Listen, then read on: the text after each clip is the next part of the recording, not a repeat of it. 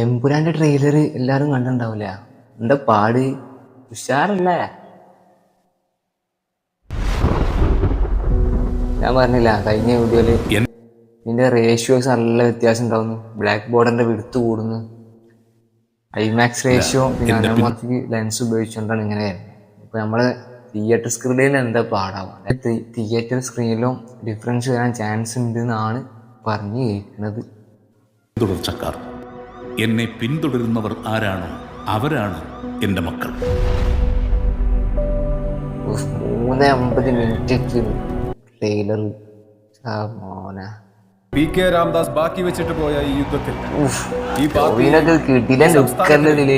നിരന്തരം തളർത്താൻ ശ്രമിച്ചുകൊണ്ടിരുന്നത് മുന്നിൽ നിന്ന് പൊരുതിയ ശത്രുക്കളായിരുന്നില്ല.